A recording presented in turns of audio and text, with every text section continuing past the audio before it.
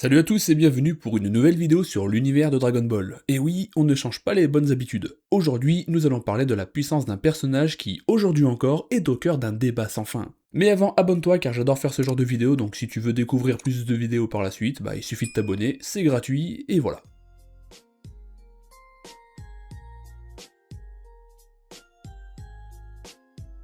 Lorsqu'on parle des plus grands antagonistes de Dragon Ball, les noms de Freezer, Cell ou encore Broly reviennent presque automatiquement dans les discussions, chacun ayant marqué la série par sa puissance ou son charisme. Pourtant, il existe un adversaire qui dépasse tous les autres dans un domaine bien particulier, la destruction pure. Kid Buu n'a ni empire à gouverner, ni armée à commander, ni véritables objectifs à accomplir. Il ne cherche pas à devenir plus fort, à dominer l'univers ou à prouver sa supériorité. Il existe uniquement pour détruire, et c'est précisément cette simplicité qui le rend si terrifiant. Là où la plupart des méchants prennent le temps de menacer leurs ennemis, de savourer leur victoire ou d'élaborer un plan, Kid Buu agit sans réfléchir, comme une catastrophe naturelle qui balaye tout sur son passage. Et parmi tous les exploits qui témoignent de sa folie destructrice, aucun n'est plus marquant que celui qui va suivre. À peine revenu sous sa forme originelle, Kid Buu ne cherche même pas à tester sa puissance contre Goku ou Vegeta. Il ne leur laisse pas le temps de comprendre ce qui est en train de se produire, car sans prévenir, il concentre une gigantesque sphère d'énergie au-dessus de sa tête, sous les yeux d'adversaires pourtant parmi les plus puissants de l'univers. Goku réalise immédiatement le danger et comprend qu'il ne s'agit pas d'une attaque destinée à les vaincre,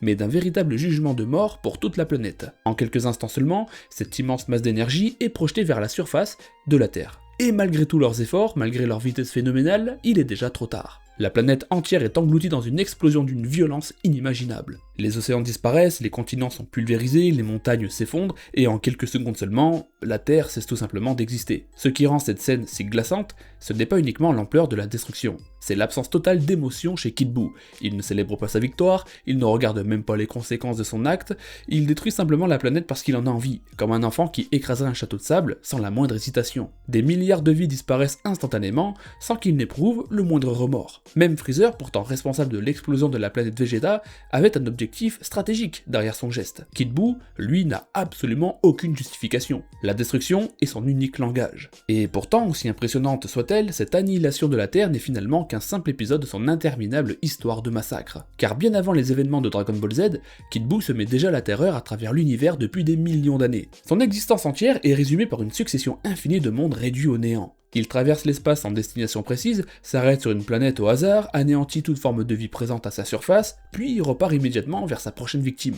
Il ne fait aucune distinction entre les civilisations avancées et les peuples les plus primitifs. Pour lui, tout se vaut. Chaque planète n'est qu'une cible de plus sur son chemin. Les Kaioshin eux-mêmes racontent que cette créature a ravagé d'innombrables mondes au cours de son existence, au point de devenir une véritable légende de l'horreur cosmique. Dans l'anime, plusieurs séquences montrent même Kid Buu voyager librement d'une planète à l'autre, déclenchant systématiquement le même scénario, une arrivée silencieuse, quelques secondes d'observation, puis une explosion colossale qui efface toute trace de civilisation. À l'échelle de plusieurs millions d'années, cela représente potentiellement des centaines, voire des milliers de mondes condamnés sans aucune raison. C'est précisément cette idée qui distingue Kid Buu des autres antagonistes de Dragon Ball. Freezer conquiert, Cell cherche à atteindre la perfection, Zamasu veut imposer sa propre vision de la justice, Kid Buu, lui, ne construit absolument rien.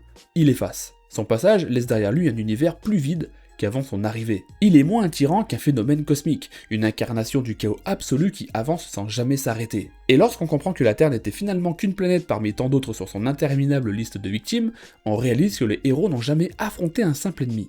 Ils ont affronté la destruction elle-même. Bon, ils n'ont pas affronté Beerus non plus, mais voilà quoi, Kid Buu c'est un peu le visage de la destruction en ce moment-là. Si Kid Buu est capable de raser des planètes entières sans le moindre effort, il a également réussi un exploit que très peu d'êtres de l'univers pourraient seulement envisager. Vaincre les Kaioshin.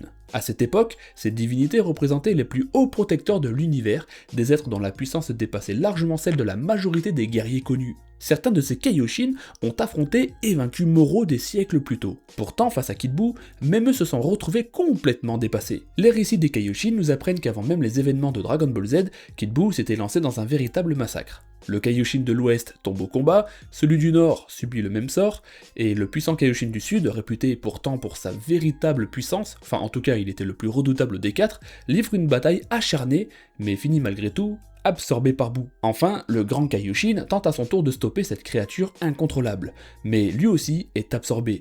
Mais cette fois, quelque chose d'inattendu se produit. La personnalité bienveillante du grand Kaioshin influence légèrement Boo, donnant naissance à une version plus douce et plus docile, celle que Bibidi puis Babidi parviendront plus facilement à contrôler. Ce détail est fascinant, car il signifie que la forme que nous connaissons sous le nom de Kid Boo est en réalité la version totalement libérée de toute influence extérieure. Une fois toutes ces absorptions annulées, il retrouve son état originel, une créature totalement imprévisible, débarrassée de la moindre compassion. Et lorsqu'on réalise qu'il a fallu plusieurs divinités parmi les plus puissantes de l'univers pour simplement ralentir son déchaînement, on comprend pourquoi son nom inspire encore la peur des millions d'années plus tard. Mais malgré tous ses exploits, c'est probablement son affrontement contre Sangoku Super Saiyan 3 qui résume le mieux la véritable nature de sa puissance. Contrairement à une idée reçue, Goku ne se fait pas complètement dominer dès le début du combat. Bien au contraire, pendant plusieurs instants, il rivalise avec Kid Boo et parvient même à prendre l'avantage à certains moments. Goku admet lui-même qu'avec un Super Saiyan 3 maintenu à pleine puissance, il pense être capable de vaincre Kid Boo. Le véritable problème ne vient donc pas de la force brute de Boo, mais de son endurance totalement absurde. Le Super Saiyan 3 consomme l'énergie de Goku à une vitesse phénoménale. Chaque minute passée dans cette transformation l'affaiblit davantage, tandis que Kid Boo continue de se battre avec la même intensité, comme s'il ne connaissait tout simplement pas la fatigue. Peu importe les coups qu'il encaisse, peu importe les blessures qu'il subit, il revient sans cesse à la charge avec le même sourire inquiétant. Cette différence finit par inverser complètement le rapport de force. Sangoku commence progressivement à perdre de l'énergie, alors que Kid Boo, lui, conserve une pression constante. Ce n'est plus seulement un duel de puissance, mais une guerre d'usure que seul un monstre doté d'une endurance presque infinie pouvait espérer remporter. C'est d'ailleurs cette résistance hors norme qui forcera finalement Goku et Vegeta à abandonner toute idée de victoire par un simple combat et à miser sur un Genkidama alimenté par l'énergie de tous les habitants de la Terre pour mettre un terme définitif au règne de Kid Boo. Et c'est sans doute là que réside toute la particularité de cet adversaire. Kid Boo n'est peut-être pas la forme de Boo possédant la plus grande puissance brute, mais il est probablement celle qui incarne le mieux le chaos absolu. Une créature qui détruit des mondes par simple amusement, qui terrasse des divinités censées protéger l'univers et qui pousse même Goku au sommet de sa puissance, à chercher une solution dépassant largement ses propres capacités. Peu de méchants peuvent se vanter d'avoir laissé une empreinte aussi terrifiante dans toute l'histoire de Dragon Ball. Voilà les gars, la vérité sur sa véritable puissance, car Kid Boo est certainement l'être le plus imprévisible de toute l'œuvre, et c'est pour ça qu'on l'apprécie tant. Abonne-toi pour ne manquer aucune des prochaines vidéos à venir, prends soin de toi l'ami, ciao.